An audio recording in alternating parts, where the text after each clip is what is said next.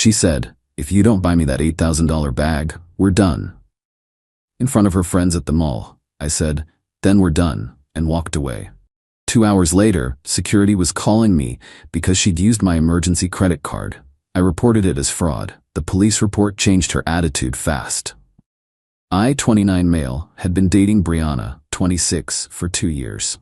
Looking back, the red flags were basically a parade, but I was colorblind from what I thought was love. The incident happened last Saturday. Brianna wanted to go shopping with her friends Courtney and Jenna. Fine by me. I needed to pick up a new suit for a work conference anyway. We agreed to meet at the mall, do our separate shopping, then grab lunch. I finished at Men's Warehouse in 20 minutes. She texted saying they were at Nordstrom, so I headed over, found them in the handbag section, and immediately I knew something was up. Brianna had that look, the one where she's already decided she wants something and is just figuring out how to make it happen. "Babe, perfect timing." She grabbed my arm and dragged me to a display. "Look at this Bottega Veneta bag. Isn't it stunning?" I looked at the price tag. $8,200. "That's nice," I said, already backing away slowly. "Nice? It's perfect. And Courtney says it would go amazing with that dress I bought last month." Courtney nodded enthusiastically. "It's an investment piece. These actually go up in value." "No, they don't, but whatever. Brianna, that's $8,000 for a bag." "So, you make good money. You just got that promotion." "Yeah, a promotion to senior analyst, not CEO. That's like 2 months of rent." Here's where it got interesting. She turned to face me fully, hands on her hips, and in front of her friends, the sales associate, and about 6 other customers, she said, "If you don't buy me this bag, we're done." I'm serious. A real man would want to make his woman happy. Right, girls? Courtney and Jenna both nodded, smirking. Jenna actually said, "My boyfriend bought me a Chanel last month just because it was Tuesday." I looked at Brianna, really looked at her. 2 years together and she was ready to end it over a bag? "Then we're done." I turned and walked away. The silence behind me was deafening. Then I heard Courtney gasp and Brianna shriek, "Are you serious right now?" I kept walking, made it to my car, drove home and started packing her stuff. We didn't live together, thank God, but she had probably half her wardrobe at my place. 2 hours later, my phone rings. Mall security. "Sir, we have someone here who says she's your girlfriend. She attempted to make a purchase that was declined, and she's saying there must be a mistake with your credit card." My emergency credit card, the one I kept for actual emergencies. The one hidden in my home office that she didn't know about. "That's credit card fraud. I never authorized any purchase. I'd like to file a police report." "Sir, are you sure?" She's saying, "We broke up 2 hours ago. In your store, actually. Check your cameras. She has no authorization to use my cards." Long pause. "We'll need to contact the police then." "Please do." Update 1. Holy crap, didn't expect this to blow up. Let me fill you in on what happened after. So the police showed up at Nordstrom. Brianna tried to play it off like we had a little fight and I was being dramatic. The officers weren't buying it, especially after 1. The security footage showed our confrontation and me leaving. 2. She couldn't explain how she got my emergency credit card. 3. She'd already signed for the purchase. Attempted fraud over $5,000 is a felony here. They called me while she was still there. I explained the card was in my locked office drawer and she must have taken it without permission on a previous visit. That changed everything. They arrested her. Arrested. Jenna apparently tried to live stream it and got her phone confiscated as evidence since she was recording herself saying, "Bree's gonna get that bag one way or another," before the arrest. But here's where Brianna's entitlement went nuclear. Her mom called me at 11 p.m., not to apologize. Oh no, she called to scream at me for humiliating her baby and ruining her reputation. Apparently, Brianna called her from jail crying that I set her up. "Your daughter tried to steal $8,000 from me. She's your girlfriend. You share everything." Was my girlfriend. And no, we don't share credit cards, we steal from each other's homes. "You're gonna drop these charges right now, or I'll sue you for emotional distress." I laughed and hung up. Then Brianna's dad called. Different energy entirely. "Look, man to man, she made a mistake. You know how women get about shopping. Can't you just let this go? I'll pay you back. Your daughter committed felony fraud." That's not a shopping spree. That's a crime. You really want to ruin her life over a handbag? She ruined her life over a handbag. I just refuse to be her victim. But the best part? Remember Courtney and Jenna? These absolute winners started a social media campaign. #free Blair bags. Blair is Brianna's middle name. She goes by it online. They posted that I was financially abusive, that I promised her the bag, then trapped her, that I planted my credit card to frame her, that this was all because I was threatened by a successful woman. Brianna works part-time at a yoga studio. I'm not sure what success they're referring to. My buddy Dylan saw the posts and sent me screenshots. Then he did some digging. Turns out Courtney has been arrested twice for shoplifting. Jenna has 3 credit cards in collections, and there's a whole Instagram account called Boo. They brag about their hustle to get luxury items. One post from 3 weeks ago: when your man won't step up, you gotta step out of his wallet. Yeah, I sent all of this to the prosecutor. Update 2. Brianna got out on bail. Her parents posted it. The first thing she did? Show up at my apartment at 2 a.m. with her apology. I have a Ring doorbell, so I didn't even answer. Just watched through the app as she went through the stages of grief on my doorstep. Denial. Baby, I know you're home. This is all a misunderstanding. Anger. You're seriously going to ruin my life over nothing? You're such a small, petty man. Bargaining. If you drop the charges, I'll do anything. We can work this out. I'll even sign something saying I won't ask for expensive gifts. Depression. Ugly crying. I can't have a record. Do you know what this means for me? Acceptance. Just kidding. She went back to anger and started kicking my door. My neighbor, Mr. Rodriguez, came out and told her to leave or he'd call the cops. She screamed that I was probably following his daughter. Mr. Rodriguez is 73 and his daughter lives across the country, before storming off. The next morning, I woke up to 89 messages. Not from Brianna. She was blocked. From numbers I didn't recognize. Her friends, cousins, random people from her yoga studio, all telling me I was toxic and destroying a beautiful soul. One message stood out. It was from her ex, Trevor. Dude, just saw what happened. Same thing happened to me 2 years ago, but with a car. She tried to take out a loan in my name for a Mercedes. I was too embarrassed to press charges. Don't make my mistake. She'll do this again. I called Trevor. We talked for an hour. Turns out Brianna has a pattern. 1. Date guys with stable jobs. 2. Gradually escalate gift demands. 3. When refused, attempt theft. 4. Play victim when caught. 5. Get parents to bail her out. 6. Repeat. Trevor gave me his lawyer's info and said he'd testify if needed about her pattern of behavior. But here's where it gets wild. Remember that emergency credit card? I pulled the statements. She'd been using it for months. Small purchases I hadn't noticed. $50 here, $100 there. Always just under the amount that would trigger a notification. Total damage? About $3,800. She'd been stealing from me the entire time. I sent everything to the prosecutor. The charge got upgraded. Then, Courtney made a mistake. She posted a video from inside my apartment. A video from 3 months ago of her and Brianna going through my office.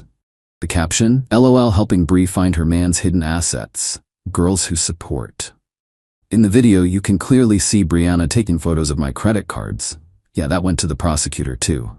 Update 3.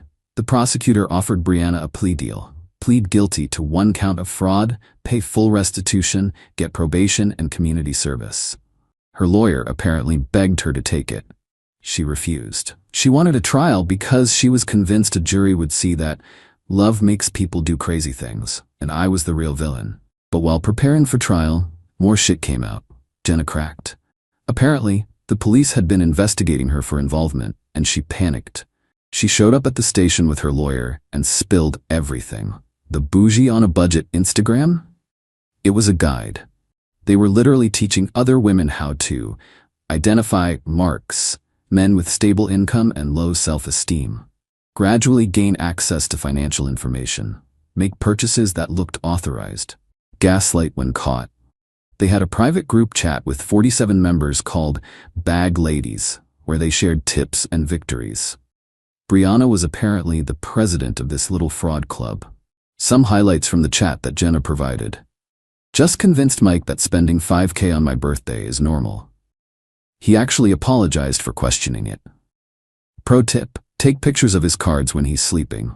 He'll never know. If they threaten to leave over money, they don't really love you anyway. The prosecutor was basically salivating. This wasn't just fraud anymore, this was organized crime. But Brianna's biggest mistake was yet to come. She went on a podcast. A podcast. Some relationship guru thing called Queens Don't Settle. She thought she was telling her side, but instead she admitted to taking the credit card. He left it where I could find it, that's basically permission. Admitted to the previous purchases. I was testing if he really loved me. Said I was financially abusive for not buying her designer items despite her emotional labor in the relationship. Claimed she was a victim of the patriarchy. The host, to her credit, looked increasingly uncomfortable and ended the interview early. She also sent me the raw recording where Brianna, thinking the mics were off, said, "I should have taken more when I had the chance. He owes me for 2 years of my life." Update 4. Trial prep was in full swing and Brianna's side was falling apart. Courtney got arrested. Turns out, inspired by Brianna's initial success with the bag purchase attempt, she tried the same thing with her ex. Except her ex had seen my Reddit posts, small world, and was ready. He'd already frozen his cards and filed a police report the moment she broke up with him over refusing to buy her jewelry. She got caught on camera stealing his backup debit card. With Courtney facing her own charges and Jenna cooperating with prosecutors, Brianna was isolated. But did that make her reconsider? Of course not. Instead, she doubled down. She started a TikTok series called Dating While Cancelled, where she tried to spin herself as a victim of toxic masculinity and financial abuse. The comments were not what she expected. "Girl, you stole his credit card. That's a crime, not a dating strategy. This is why I have trust issues." Imagine posting evidence against yourself while awaiting trial. The prosecutor added the TikToks to evidence. Her parents tried one more intervention. Her dad called me again, this time offering $50,000 to drop everything. "Mr. Hayward, your daughter stole from me for months, tried to commit fraud, and is now publicly defaming me. 50 grand doesn't even cover the damage to my reputation." "Then what do you want?" "I want her to face consequences for once in her life." He hung up, but her mom took a different approach. She showed up at my work. Security called me down to the lobby, and there she was, designer everything, fake tears already flowing. "Please," she started, loud enough for everyone to hear, "I'm begging you. She's our only daughter. This will ruin her life. Ma'am, this is my workplace. You need to leave. Not until you agree to drop these ridiculous charges." She loved you. She loved my credit score. That triggered something. She went from fake tears to real rage. "You were lucky to have her. Do you know how many men wanted to date her? Real men who wouldn't cry over a little shopping." Security escorted her out, but not before she screamed, "You'll regret this. We have connections." Their connections turned out to be her brother-in-law, who was a personal injury lawyer. He sent me a cease and desist letter for harassment. My lawyer laughed so hard he actually cried. Update 5. Brianna's lawyer quit. Just straight up quit. Apparently she'd been lying to him too, and when he found out about the podcast and TikToks, he filed to withdraw from the case citing irreconcilable differences in legal strategy. She had to get a public defender. This PD, bless his heart, took one look at the evidence and immediately tried to get her to take a plea deal. Any plea deal. But Brianna had a new strategy. She fired the public defender and decided to represent herself. Yes. You read that right. She watched a few episodes of Law & Order and decided she was ready. Her first motion to the court?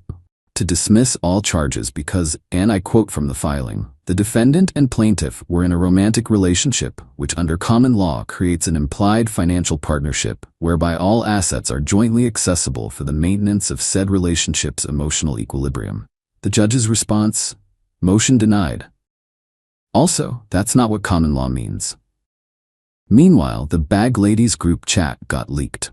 Someone, probably Jenna trying to save herself, sent it to a drama YouTube channel. It went viral. Like, 2 million views in 3 days viral. Suddenly, I was getting messages from guys all over the country saying they'd been victims of similar schemes. One guy from Portland lost $30,000 over 6 months. Another from Miami had his identity stolen completely. A class action lawsuit started forming against the bag ladies. Guess who was named as the lead defendant? Brianna. But the absolute peak happened the day before trial. Brianna tried to flee. She packed up her car and was heading to Canada when she got pulled over for speeding. The cop ran her license, saw she had court the next day, and called it in. She tried to convince him she was just going on a little vacation to clear her head. With $40,000 in cash in her trunk and a one-way ticket confirmation on her phone, she got arrested for attempting to flee prosecution. No bail this time. Final update, y'all. The trial was something else. Brianna showed up in a green jumpsuit, county lockup chic, but somehow had managed to do full makeup. She'd also submitted a handwritten motion to the judge requesting to wear civilian clothes because orange wasn't her color. Denied. She'd also decided to continue representing herself, against literally everyone's advice. Her opening statement was something.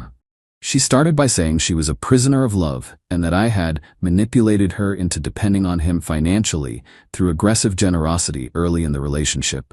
The prosecutor asked her to explain what aggressive generosity meant. He would buy me things without me asking. He created an expectation. What things?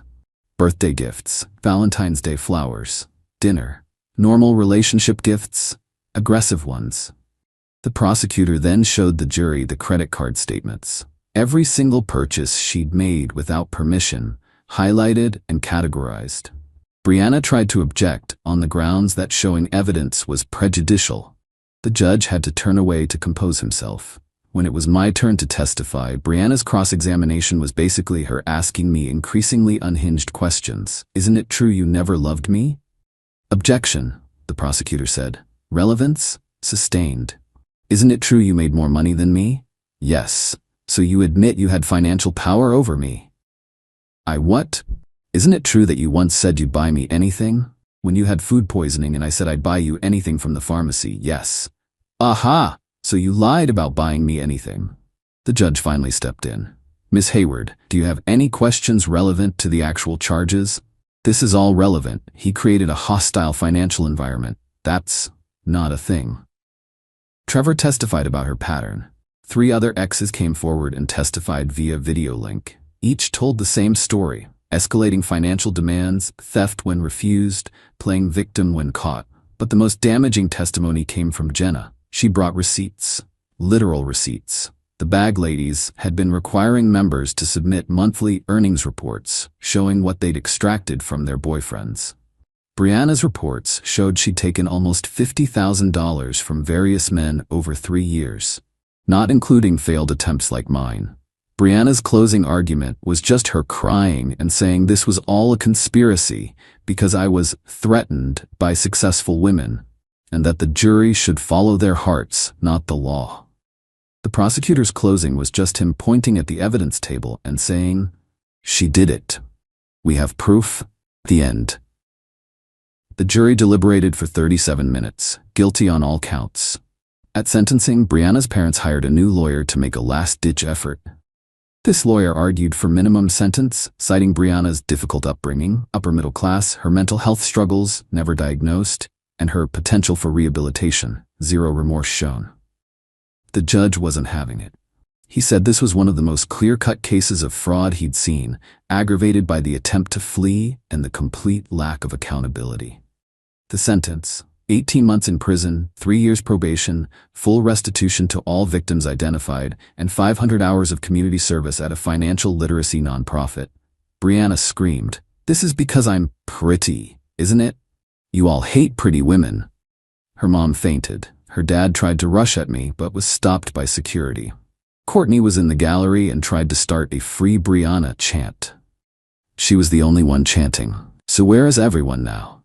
Currently serving her sentence.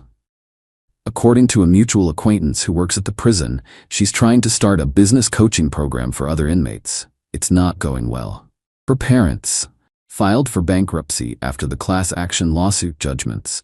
Her mom started a blog about surviving your child's incarceration that has 4 readers, all bots. Courtney pled guilty to her own fraud charges. Got probation, but violated it within a month by trying to steal from a Sephora. Currently serving 6 months.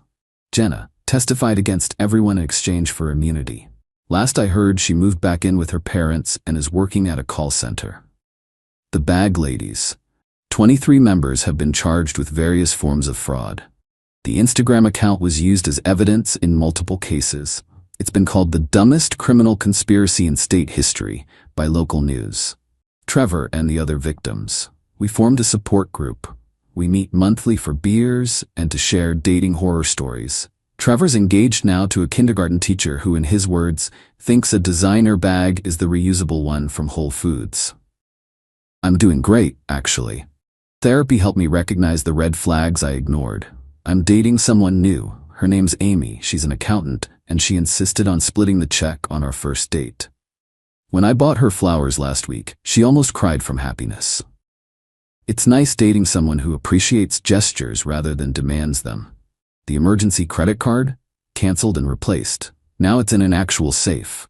The best part? Last week I got a letter from Brianna through her lawyer. She wanted to apologize and hope we could start fresh when she got out because she's learned so much about herself. I sent back a one-word response: no. Her lawyer actually called me and said, "Good call, man. Between you and me," she asked if you were still single in the same conversation. To everyone asking if I regret pressing charges, absolutely not. She's exactly where she needs to be. The fact that she tried to steal $8,000 after already stealing thousands in small purchases? The fact that this was her business model? Nah, no regrets. Sometimes people show you who they are. When they do, believe them. And when they commit felony fraud, press charges. Thanks for following this absolute train wreck. I'm gonna go enjoy my life with someone who thinks a fancy date is trying the new Thai place downtown and who gets excited over a $15 bouquet. Edit, since people keep asking, yes, I still have the Ring doorbell footage of her meltdown. No, I won't share it, but yes, it's as glorious as you imagine. Edit 2. The Queens Don't Settle. Podcast episode got taken down after legal threats, but someone saved it and it's floating around on various drama channels. Her lawyer apparently cried when he heard it existed. Edit 3. For those asking about red flags, I missed. The biggest one was when she said her ex was crazy and controlling for wanting her to contribute to dates. Should have run then.